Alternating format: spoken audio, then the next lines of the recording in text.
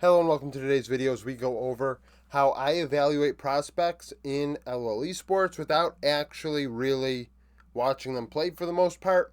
If you've watched and followed my channel for a little while, I do videos periodically where we go over the young prospects that have potential to get into the major regions and get to the highest level of play.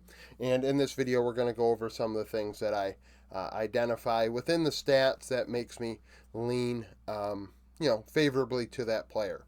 But before that, in the description, you're going to see a GoFundMe link that is not for me, but for family members of mine. Yesterday, a tornado went through a family member's home, and they've lost their home. So if you could, if it's, if you're able, donate towards their GoFundMe, I'd really appreciate it. I'm sure they would as well. Um, you know, this is the only time hopefully I'll ever have to do this. If you've followed along, this is not something I've done before. So, if you could, that'd be cool. If not, no big deal.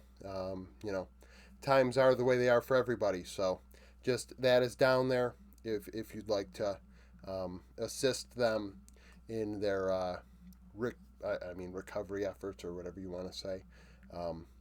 After the damage done yesterday. So that's the deal there. Now on to the prospect video.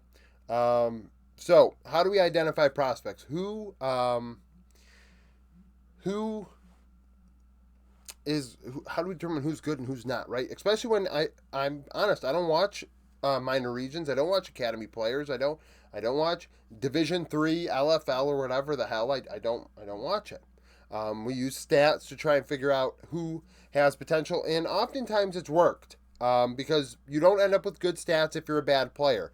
Oftentimes people say, "Oh, the stats, this and that." No, the stats usually, more often than not, are going to identify good player, bad stats, identify bad player. But first and foremost, the most important thing: region. Other words, level of play. Level of play is a big deal. Laning stats. Damage divided by gold. Damage share divided by gold share. Age. Experience. I probably spelled experience wrong. But this also probably should go here. So, oh shit. Almost knocked the board down. So we're going through this together. So region, most important deal, right? We got LCK, CK, LDL, Academy, and the LCK.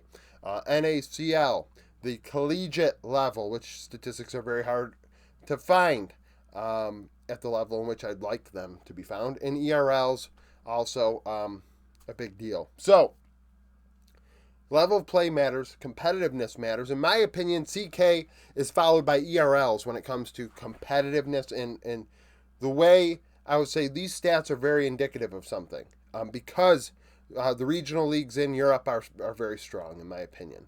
And some people are going to say, yeah, but this league isn't as strong as this one, and whatever.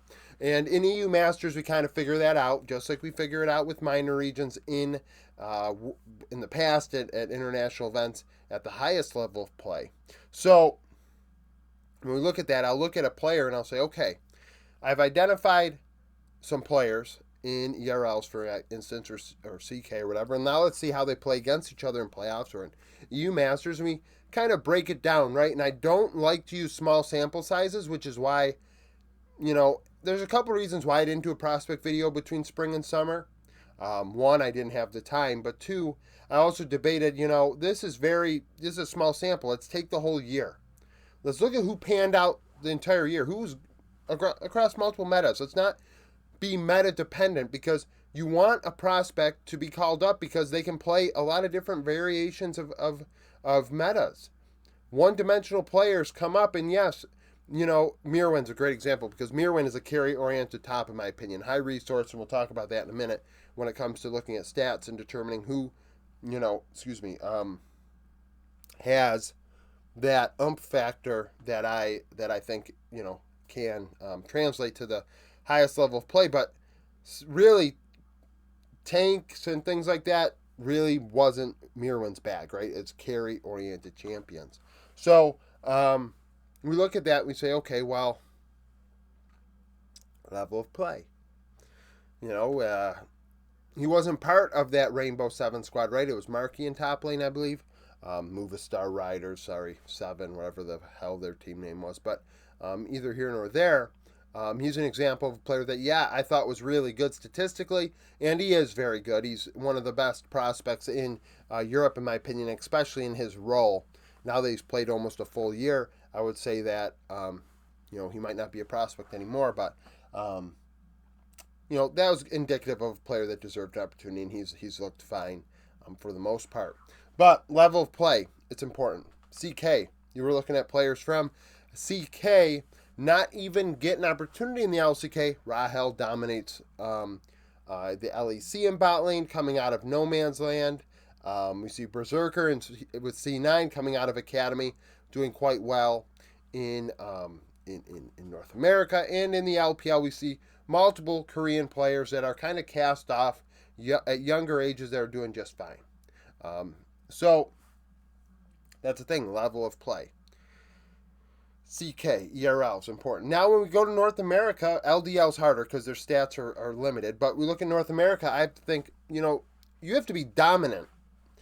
Level of play. If you are not dominant at that level of play, how can I believe that this player deserves a promotion?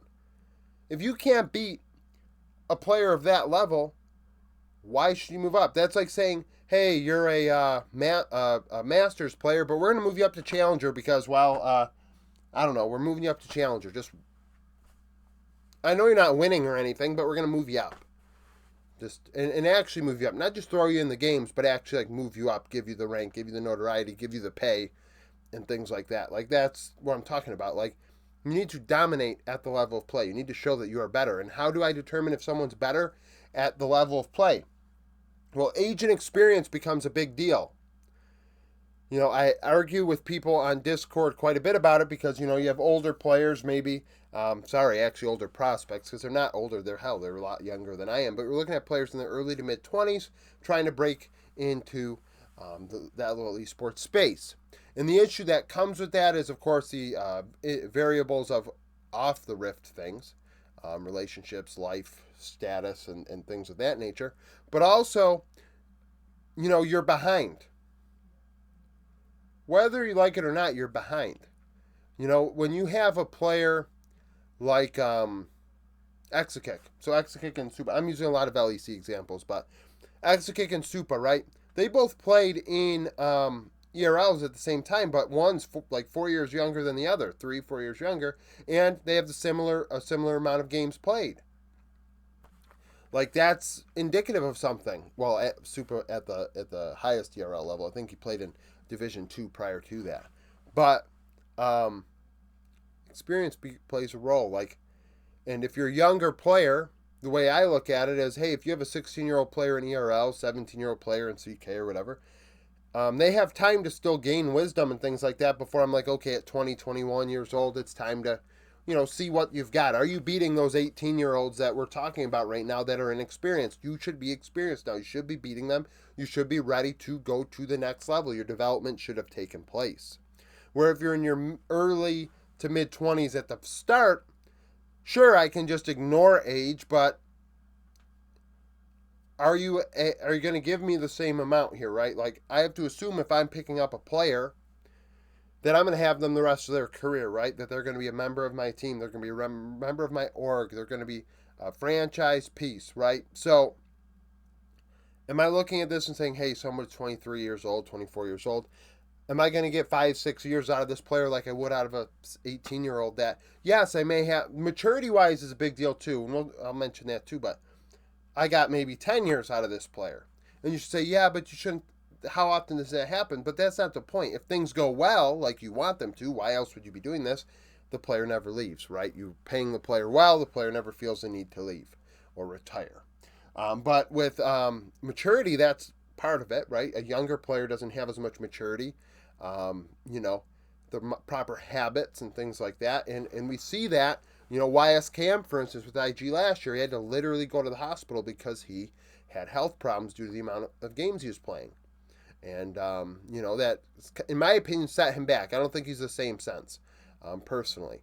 So, that's the thing, too. Maturity plays a role, but we don't know that when we're looking at stats, right? And I'm talking mainly about, hey, I haven't watched these players play, but how do I view this? So, age matters. So, usually I'll take away players that are like, okay, this player's played 400 games of VRLs already in their career, and they're playing against a player with 50. The 400 should be dominating the 50. Should be. There's really no excuse. Otherwise, the 400, frankly, shouldn't be in Division 1 anymore, and there should be a player in Division 2 with less games or less experience that's dominating that should be taking their place, because we're looking at this player saying, you know what, they've plateaued. There's no more there, right? The Antonio is a good example, but either here nor there. So that's the thing. Then I look at laning stats. That's a key couple stats to me. And you can say, yeah, but lane swaps and this or that, and that's why I'm looking at multiple metas. But at the same time, are you punishing your opponent 1v1? Yes, the jungler can gank 100%, but you also have to kind of be able to read that. Is your vision good? What are the wards placed per minute like? Are we placing wards? I remember Dokla early on in his career and in the LCS not placing wards with Optic, and it pissed me off because he wasn't doing his job and he was getting ganked. And it's like, this is on you. This is not on anybody else. You need to place your wards. A young player, which now in hindsight wasn't as young as I thought he was because he had played in OS before then. So, that's the thing. Like laning stats. Are you winning your lane? Are you getting solo kills? And that's a big deal, right? So, okay, 1v1, I know this player is better than the level of play that they're at. Let's see how they do against better competition, right? D divided by G, damage divided by gold. How much damage are we getting out of this player? Is it high? Are they a low damage player? Okay, well, what champions are they playing? Now we look at the champion pool. Oh, they're playing a lot of Orange, Scion, Malphite, things low resource and low damage. Okay, this is a more tanky player. This is more of a weak side player than a dominant, carry-oriented top laner. And I think it's easier to teach somebody how to play weak side than it is to teach them how to carry, which I'll talk about. So you got share divided by share. Is the team saying, hey, Caliste is a good example. Caliste, 26% of the team's gold. That's a lot of gold. You rarely see a player, maybe you see one or two the entire year that will have that high of a gold share in major regions, right? Because that just isn't a thing. So when a player gets that much, it's like that player is the carry of this team. Are they doing the damage relative to the gold? Is their team winning? That's a big deal too. Or you look at top lane. What's the gold like? Oh, it's at 20, maybe 19%. Oh, this is a weak side top laner, but they're dealing 24% of their team's damage. So, hell, that's working out. This player knows how to use their resources at a high level. Mid lane, same deal. Jungler, low gold share. What's the damage share like? Oh, it's also low. Well, he played a lot of Jarvan, Sejuani. It's high. Oh, he played a lot of Zyra, Brand, Talia. Things like that. Like, got to look at it a little deeper, but if those numbers pan out, well, this player has shown the ability to play these champions and do damage and do work on them, and that's important. Then you look at, that's it. So, you look at other things, kill participation, how involved is this player, but that could be a team-based deal.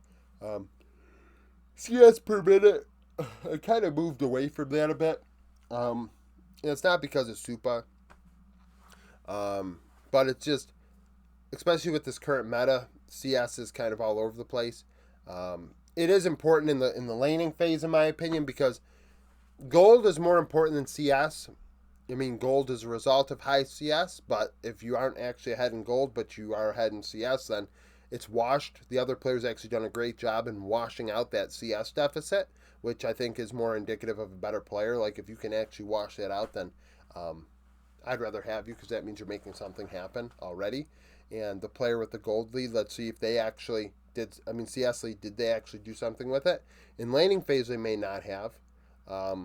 And in the end, then, if things are tied in gold, they're not going to be able to buy a better item to make something happen over the aggregate. So that's a thing. But yeah, that's kind of what I look at, especially for the carry roles. Support, it's a little tougher. You look at vision. What's the vision score? Vision efficiency. What's a champion pool like? A support, in my opinion, needs to have a wide champion pool because they're the ones that throw a wrench into the composition more often than not, followed by probably top lane. Um, that they can get kind of creative as well. So yeah, that's a thing. But yeah, I figured I'd talk about this a bit briefly. Yesterday, I did a video that I think Lai said in the comment section was a little philosophical, and I guess I'm just kind of giving you my thought process on things. So excuse me. Thank you for watching. If you liked the video, like it, subscribe to the channel for daily League of Legends content. Follow me on Twitter, join the Discord, become a YouTube supporter, and hope to see you again tomorrow.